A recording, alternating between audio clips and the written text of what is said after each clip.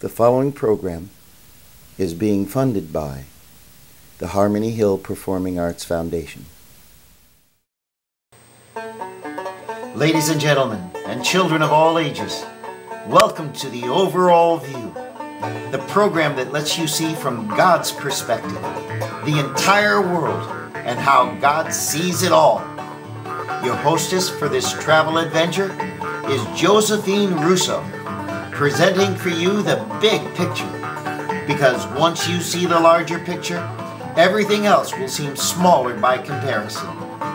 May your troubles be few and your vision be large.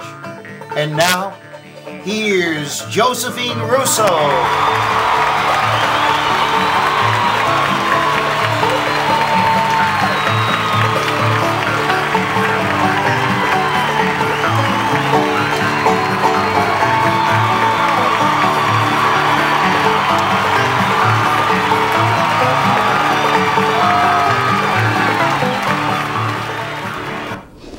Welcome to an Overall View, Bernie Balser, who is the author of 20 Hillcrest Road. He wrote a book. When did you write the book?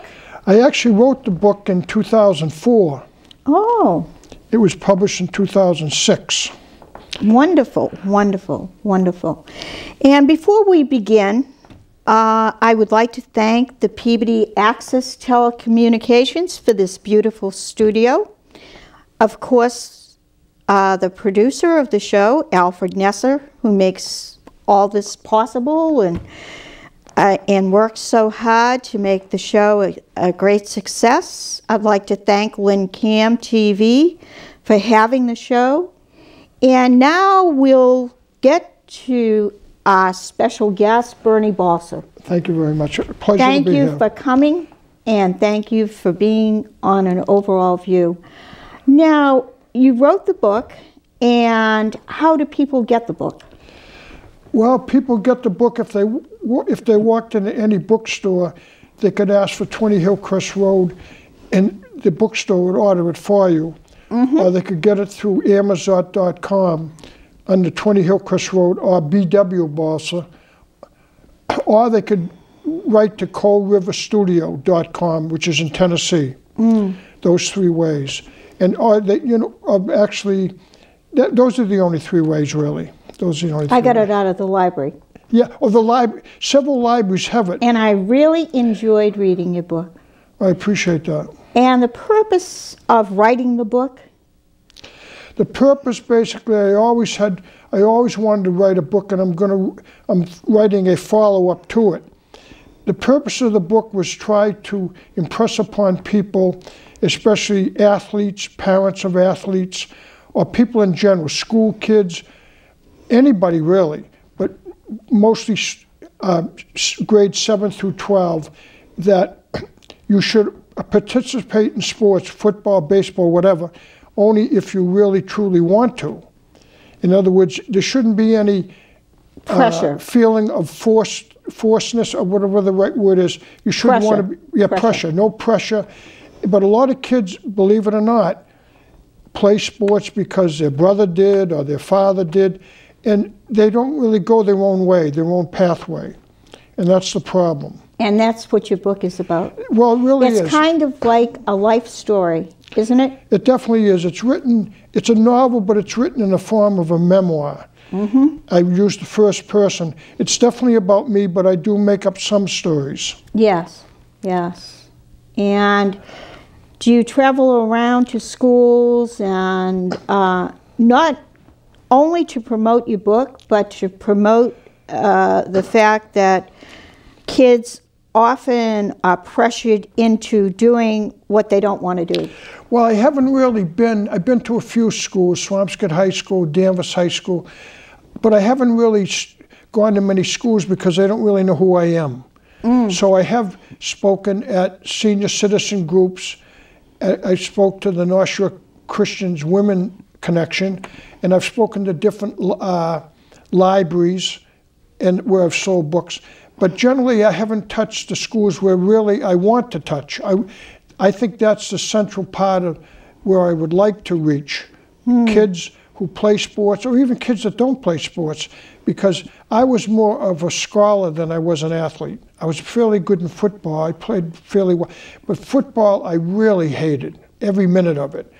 And I know there was a player from Swampscott High School who was a great high school player. I won't mention his name, but a friend of mine who works at the museum told me that he really hated every minute of it. So it's very common.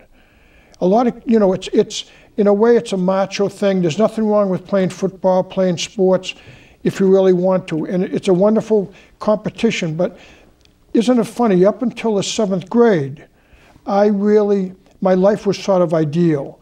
And then once I get into the competitive sports, that was where my problems arose. And to be honest with you. And you notice in the world today, there are children and even adults that are bullies. And this bullying is going on even among seniors. And in a way, would you say that you experienced that in football? Well, ironically, when I played football, it brings out it gives you a more popular image. Now, in the 5th and 6th grade, I was more or less bullied by one kid. We ended up being very good friends later on. I graduated in 1957 from Danvers High School. It was then called Holton High School. But by playing football, it gives you a certain defense from being bullied because you're an athlete. But there is a lot of bullying going on, even between two girls, or one girl, or whether it's a guy. Usually, very good students sometimes are looked down on, not up to. And it was athletes are looked up to more than good students. When I say people who really get wonderful that are grades. intellectual and yeah. Scholars and all of that. Also with parents, pushing their children in a direction that the child does not necessarily feel comfortable in going in. My older brother Arthur was really a superb athlete. He was a great left-handed pitcher, southpaw. He played football. He was the MVP at Governor Dummer in football, a wonderful athlete. He never bragged. He was a good kid. But in a way, I somehow felt, directly or indirectly, some pressure from the fact that he was a great athlete. He never did anything to make me feel like that. But I'm just saying it was almost understood that even my two younger brothers, Dave and Don, were going to play football no matter what. In fact, Donnie, I think, when he played football, weighed 128 pounds in high school. Oh, wow. And they both had asthma. Wow.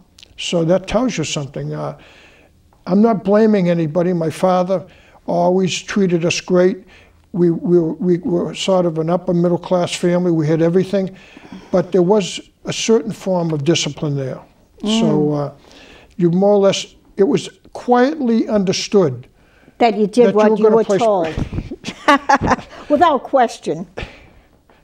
And in the old days, I mean, I grew up as an only daughter of an Italian family, and in the old days, you just, that's the way it was. You did what you were told to do, and you didn't, you know, a child didn't have, I think, the rights that children have today to alter their parents' decision.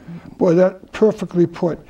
In the old days, it was almost a way of life that you did what your parents told you to do. There was no argument. No. You know, if I ever said something against my mother or my brothers did, my father would definitely take the proper action or improper action, whatever way you want to put it. Yeah. Spanking and they'd call that child abuse today. They would. Oh, they would definitely, no doubt about it. No doubt about it. But somehow, Bernie, by God's grace, we survived all that. Well, And actually, it has to be said on my part that I'm the person I am today because of that strict upbringing.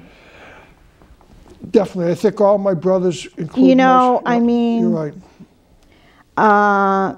As abusive as sometimes you have a lot of self-pity, I know I do sometimes, but the positive aspect of that kind of upbringing was, like yourself, I was brought up with the best of everything. Home, we had a brand new car, both parents worked, good clothing, good food, but you didn't cross my mother. Not even my father crossed my mother. And of course, parochial school background of graduating from St. Clair's. Well, I do think parochial schools, generally speaking, are superior to public schools because they have to behave. Yeah. And it's stricter. So all my life I knew discipline. Wearing a uniform, going to church, attending. I mean, my parents brought us to Roman Catholic Church and Mass and all of that. So in many ways, we suffered and we survived. And we are the people we are today, I think. But how would you advise children of this era? We're living now in the 21st century. Parents and children that it's a different kind of world where our children are growing up so fast. Well, first of all, this is an age of excess. Everything is excessive. They're exposed to everything imaginable, not just TV, computers. There's more out there. TV now has every type of news you would want.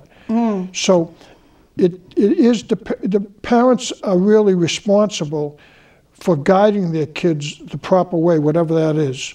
And I find that, generally speaking, there's a lot of great kids. Oh, yeah. But there's also kids who sometimes come into the museum where I work, the Peabody Essex Museum, or generally speaking, they behave whatever way they want to. You can tell there's no discipline. And I think people like that are going to have a harder time. People who have been disciplined have gone through the ups and downs, the roller coaster emotionally. Yeah. So they can almost put up with and tolerate things in the future. In the future, whereby kids who have everything. Now, I had everything too, but I was disciplined. So did I.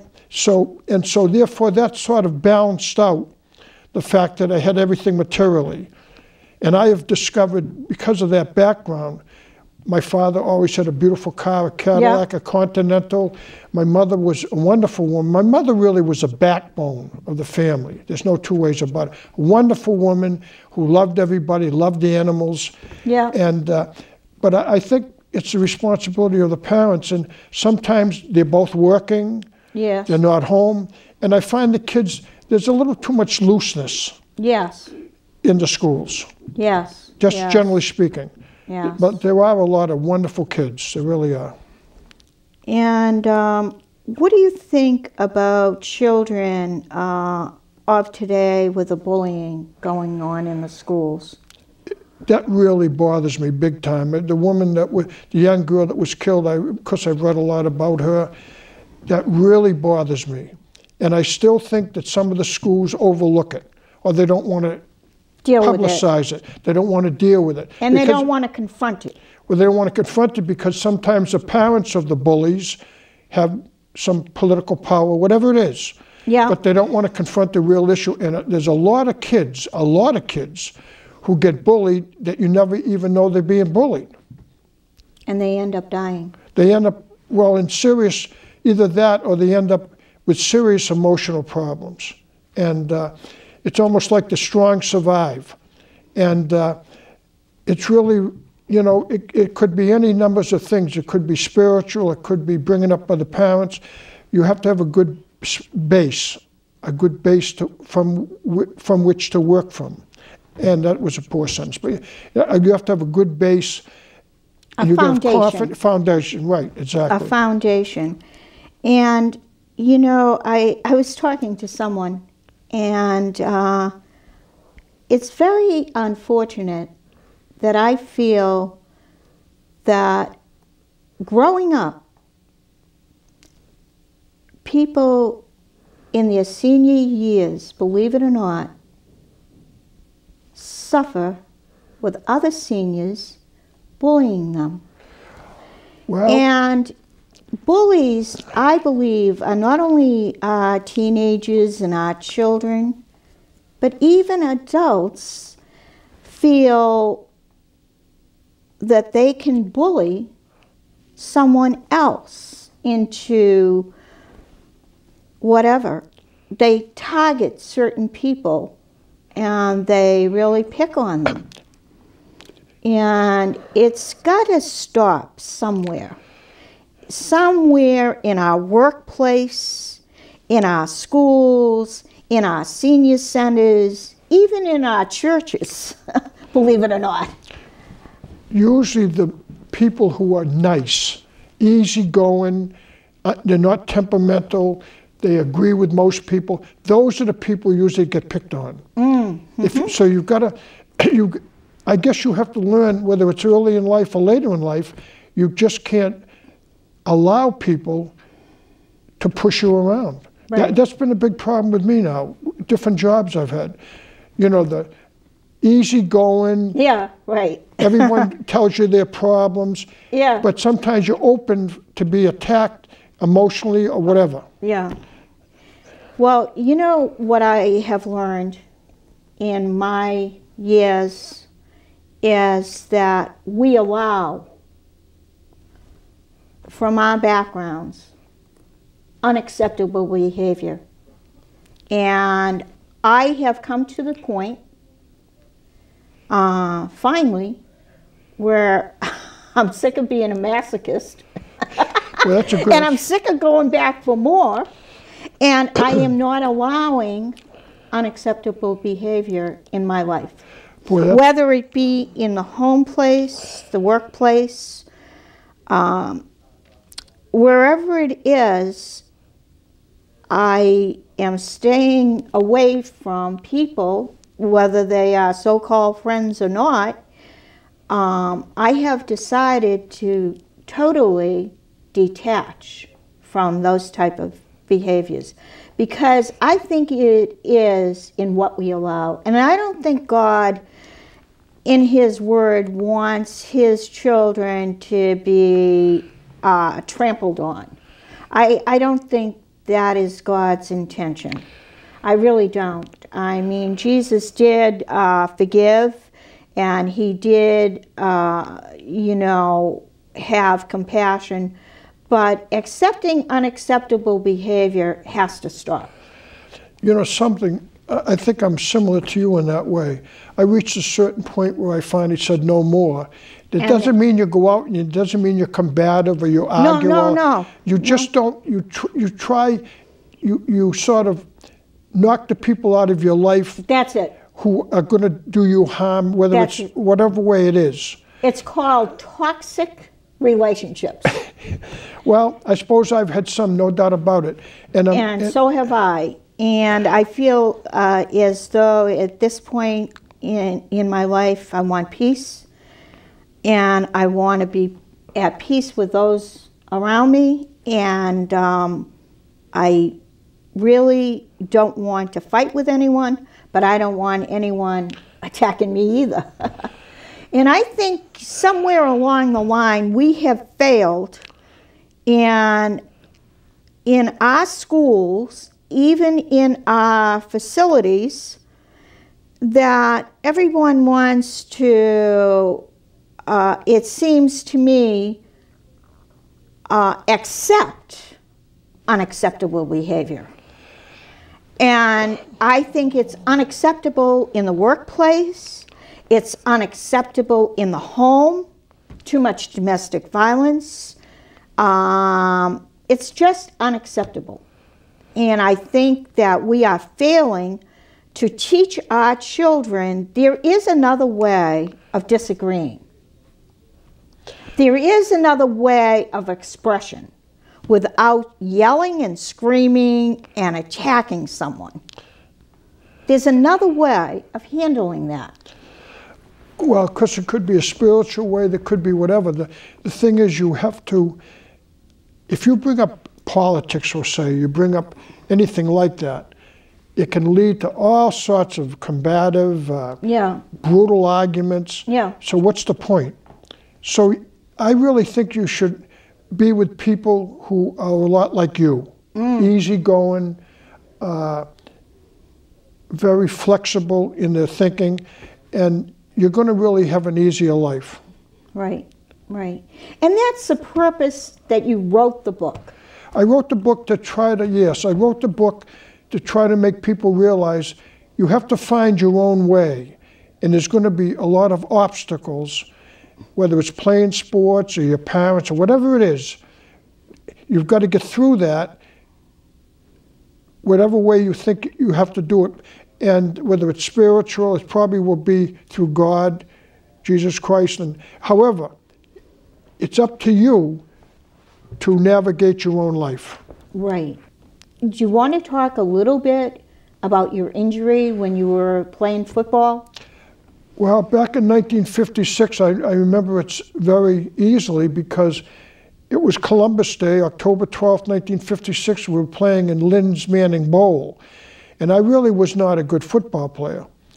But I played both ways, offense and defense. And it was the end of the game, and St. Mary's of Lynn were clobbering us. They were leading 30-6, and I'm still in the game. And he should have brought in substitutes. To make a long story short, I fielded a punt, and I got really hit hard. I got knocked out. And it really was the beginning of a long, without self-pity, it was the beginning of a long, long road to recovery. In other words, emotionally, headaches, therapist, chiropractors, you name it. Head injury, It was a head, neck injury. And my mother always said, I was really never the same, but the fact is I wasn't crippled, so you got to look at the positive. And it did make me into, I think, a better person. And without my grandparents and without my mother, my father was very understanding too. The thing is, my family they've always treated me great. And people go through trials like this, whether they're physical, whether they're depression mentally, and they have to deal with it the best way they find. How long did it take for your recovery from that injury? It took years. It's always a work in progress. In other words, it's... So it's a miracle that God preserved your life so that you can, with this book and with your ability to go from senior centers and churches and schools to encourage the youth. Well, if I get the right opportunity, and I'm not really a salesman, if I get the right opportunity to do these things, I would love to do it. But it's more easily said than done. Yeah. Because you need people, connections. This is a different world now. Yes. Now, I do have a very good friend, Nyla Webster, who writes children's books. Now, she has gone to schools, and now she's starting to make it. But it takes a tremendous effort. Yes. And you just have to make the time and do it. Right. And easier said than done, like I said. And how are you doing at Peabody Essex Museum? How are you enjoying that job? Well, that was a godsend. This is my 7th year. I don't know how much longer I'll last. I got to stand up for 5 or 6 hours, whatever. I do some wedding receptions. So probably not much longer because I'm 72 next Monday. God bless you. So, and happy birthday. well, thank you. I don't know. I would like to sort of be able to write more because I'm exhausted when I get home. And I've got to think of a way to do this. Unfortunately, I don't have a lot of money. Yeah. So it takes money to survive. It takes money to live. Yes, it does. And so hopefully I can probably not be there much longer. That's just a prediction. It's too much for me, you know. So. Well, maybe you could cut your hours. Well, cut maybe instead of 5 days, 3 days or something like that. Yeah. Yeah. Well, that's what I think I'm going to do. That's what I think. Yeah. And I have met a woman who's a Christian, and she really looks like we might be good for one another. We'll see. Great. So It's wonderful to have companionship and friendship. Yeah, you're right. You know, it's wonderful. Because I think, you know, man was not meant to be left alone, you know? So companionship and friendship and writing your books, and if anyone wants you to speak, they can get in touch with you. Well, if anybody wants to reach me, they could reach me through bwentworth63@yahoo.com. bwentworth63@yahoo.com. And I'd be glad to respond, you know. So. Wonderful. And is there anything else you'd like to Well, say? I just, you know, I really think that I would like to be able to have the schools have at least one copy, because I think that some of the kids would really like the book. It's very humorous, too. Yes, it's about I really enjoyed it. It's about a first crush in the 5th grade. It's about, it's got serious moments, too. Road. Yeah. I really enjoyed it, and I encourage people to read it. Well, thank you. And get the book. And Bernie, it's been wonderful having you on an overall I deeply view. appreciate it. I deeply appreciate it. And as we come to a close, I'd like to thank once again Peabody Access Telecommunications for this beautiful studio, Lynn Cam for the opportunity of having the show, and the purpose of the show, and Alfred Nesser, of course, the film producer that makes it possible, with his editing and all the work he puts into the show. But the purpose of my show, Bernie, is to show ordinary people that do extraordinary things. Well, I'm very ordinary. But I think it's extraordinary that you have written a book about a memoir to help others. Not just for self-motivation, but to help other athletes, other students that may be going through what you already went through. So I think it's wonderful that you did this. I'd like to write a book someday, but I don't know if I'll ever. It does take a lot of discipline. If I'll ever live to do it. So thank you, everyone, and we are overcomers, aren't we, Bernie? We are people that can overcome tragedy, injury, football injury, and, you know, the old way of discipline, and live in a world that we hope will be at peace. Thank you.